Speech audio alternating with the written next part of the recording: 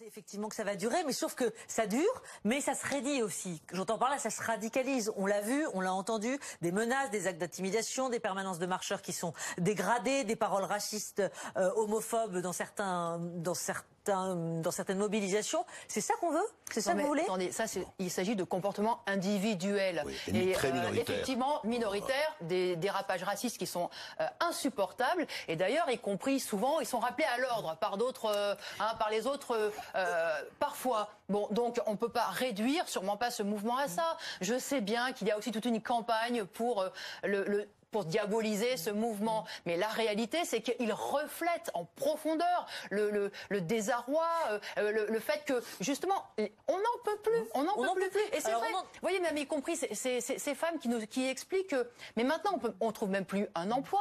On trouve des heures de travail par-ci, par-là, et tout ça payé à coups de lance-pierre, à tel point qu'aujourd'hui, on peut même plus mettre de carburant pour aller bosser. Ok, Nathalie Arthaud, mais alors comment vous expliquez, et vous aussi, André Berkoff, et Patrick Vignal va reprendre la parole dans un instant, mais comment vous expliquez, par exemple, les 13 syndicats et associations d'infirmières, elles sont exsangues, les infirmières, elles ont marché mardi, elles étaient mobilisées avant-hier, elles n'ont pas pour autant appelé à rejoindre le mouvement, alors qu'elles sont sous-payées, etc. Attendez, c'est pas tout. Donc les routiers, les agriculteurs, les cheminots, ils ont toujours pas appelé officiellement à se joindre au mouvement. Les routiers auraient obtenu en partie la levée du... On est d'accord.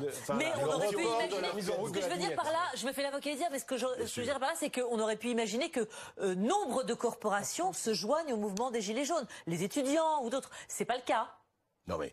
D'un mot tous les deux. Moi, je pense d'abord que toutes les initiatives sont bonnes, voilà. Et il faut, et effectivement, encore une fois, on a aussi entendu sur ces points de blocage mai 68. Il faudra mai 68. Eh bien, je rappelle que ce qui a donné la force, l'énergie, et en fait, ce qui a fait reculer le gouvernement et le grand patronat en mai 68, ça a été la grève générale. Donc moi, je crois que si effectivement le combat, il se présente pas là où la production elle est réalisée, y compris contre les actionnaires qui accumulent des sommes extravagantes vis-à-vis bien sûr, parce qu'il faut quand même le dire, depuis 2008, le monde du travail a pris la crise en pleine figure. Ça a été des suppressions d'emplois, ça a été le blocage des salaires, le recul des conditions de travail, les cadences, ça a été tout ça. Depuis des années, tous les groupes annoncent des super profits, les salaires, les rémunérations des PDG ont explosé et les salaires, ils continuent d'être bloqués. Anti-taxes, je vous entends Nathalie Arthaud, mais anti-taxes, anti-impôts, anti-syndicalistes, anti-grève. Et il y a la politique aussi de ce grand patronat qu'il faut combattre.